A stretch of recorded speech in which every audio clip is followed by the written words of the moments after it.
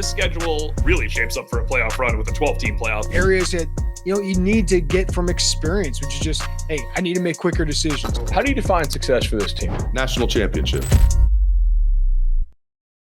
What's going on, y'all? Bud Elliott here of the Cover 3 College Football Podcast. This is my summer school series, and today, glad to be joined again by Bobby Deren of Scarlet Nation. That means we are talking Rutgers. What's going on, man? How you been? I've been good, man. Busy time. It's always a busy time. Transfer portal, recruiting. The season's actually the easy part, bud. So, back-to-back winning seasons for Rutgers has not happened in quite a while. And in looking at it, last year could have been even better had they not just had a crazy string of injuries on the defensive side of the ball. What's the general vibe that you're getting out of Rutgers now? Right, this is where fans expected Greg Schiano to bring the team back to. Last year was kind of a bit of a letdown because it was the first time that there was no Ohio State, Penn State, or Michigan on the schedule for the first time in a decade. Rutgers had a combined 1-29 record against those teams during that 10-year stretch. So every year when you're looking at the schedule, it's all right, these 3 games, cross them off as losses, and you have to win so many to be bowl eligible. Last year, that wasn't the case. Injuries happened. They went through a midseason slump and, still turned out a 7-5 record, but I think the hopes were a lot higher. This year, they return Ohio State, Penn State, and Oregon to the schedule. So you're looking at that schedule again saying those are probably 3 games that they're not going to win. Greg Schiano has not had a win over a top 25 team since 2009. So expecting to beat a top 5 team, presumably what those teams will be ranked, it's a tall order. So, those other games, the margin for error is a lot thinner, to get back to, bowl games and to maintain, that string that Greg Schiano did the first time around. So Monungai is gone on offense, and he was a pretty large part of the offense. Kanell and Bud is back, correct? Yes. How is this going to look different this year with Kirk Ciarrocca still calling it?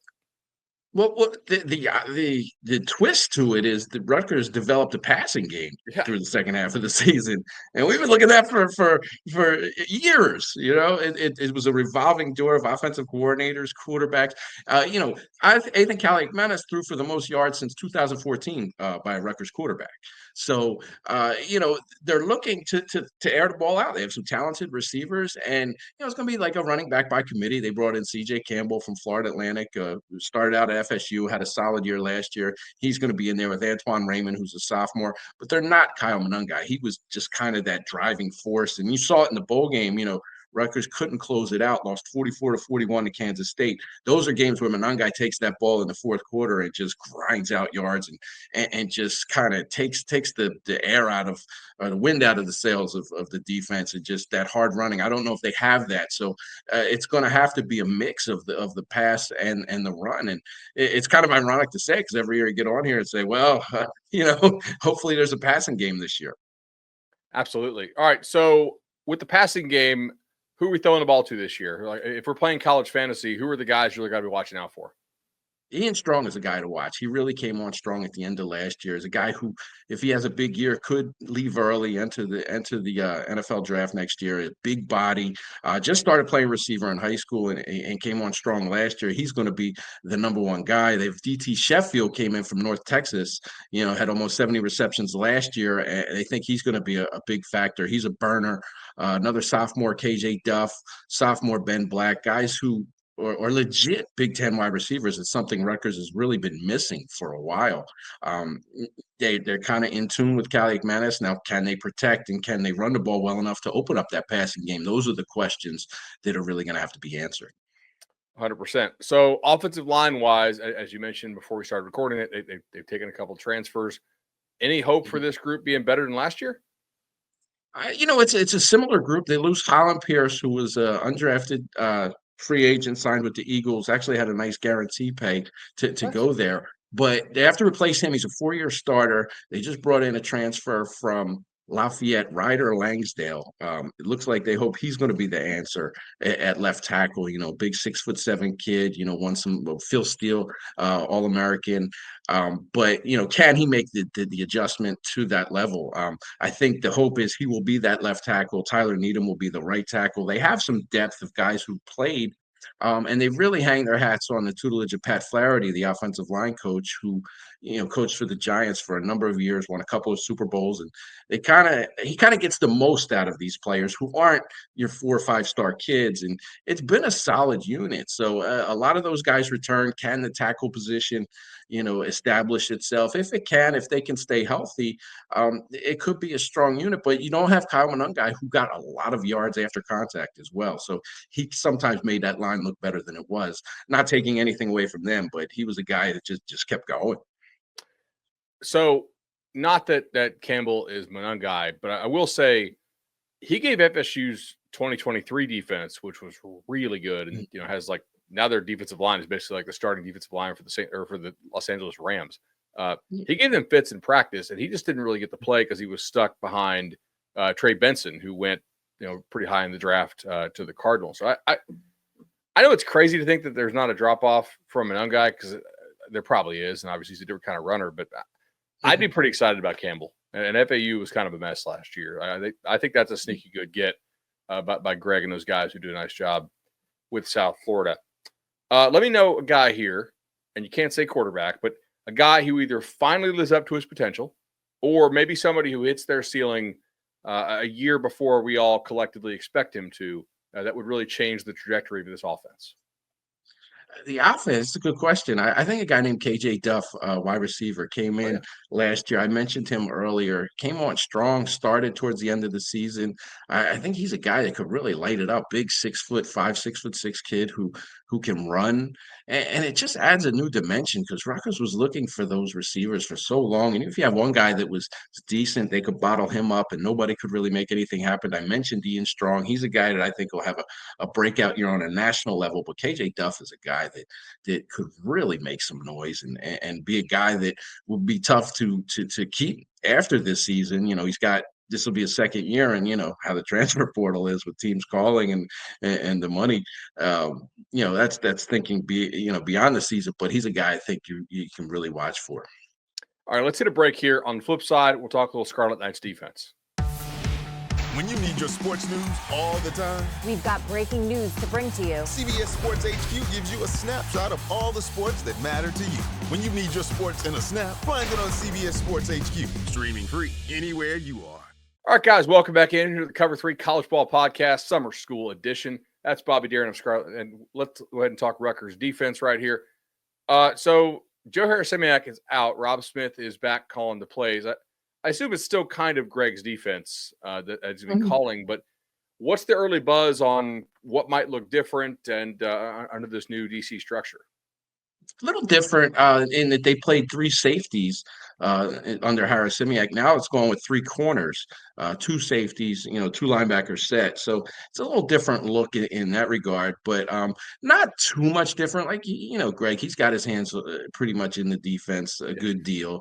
Rob Smith makes the calls, but, nothing's getting by without Greg giving the okay. So, you'll see a lot of similarities, but I think that's the most unique twist is now 3 corners instead of 3 safeties.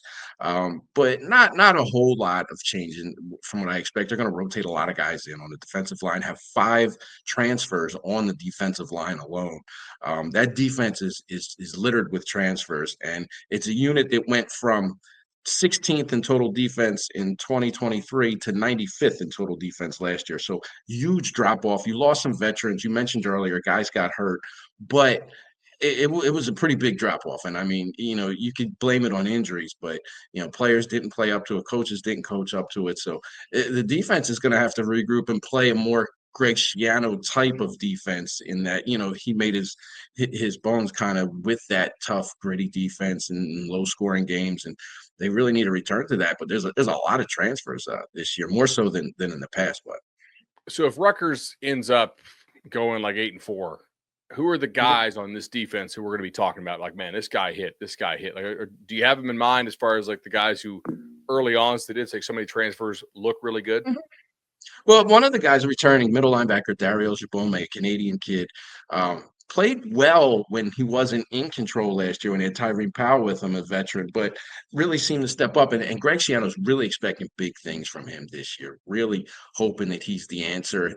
Jet Elad is a safety they grabbed from UNLV, got an extra year because of the junior college clause, had to take the NCAA to court. Greg Schiano was actually a witness for him in court. It didn't hurt that the judge was a Rutgers grad, but he got cleared for a seventh year.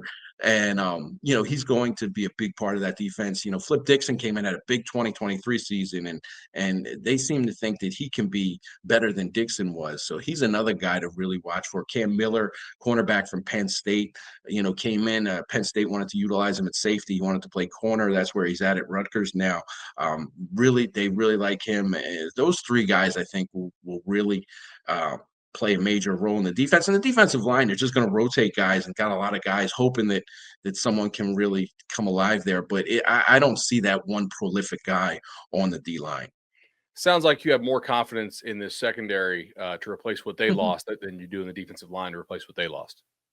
Yeah, and it looks like a decent group on the defensive line, and I think they're just looking for him to be steady. I don't think it's a group that they brought in some transfers. Eric O'Neal from James Madison had 12 sacks last year, but he's only about 6'3". If he's lucky, playing in the Big Ten, can he equal that production? It's tough to really say, all right, he's going to be that same guy here. So you're going to see guys like that, role players come in and try to keep guys fresh. They're going to rotate a ton of guys on that D line.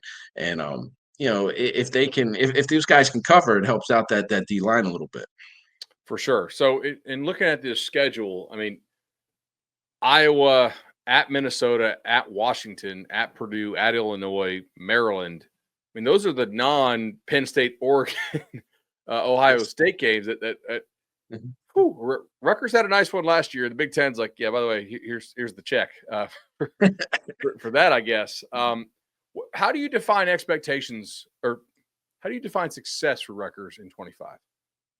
Well, I think the fan base is itching to win one of those big games. I mentioned earlier, it's been since 2009 since they beat a ranked opponent. It was close to beating Illinois last year. It was, at the bottom of the top 25 at the time, but, pulled out a last-second win in Piscataway. But I think fans are looking for a marquee win, an upset, even in Iowa, you know what I mean? Sure. Beat Iowa at home.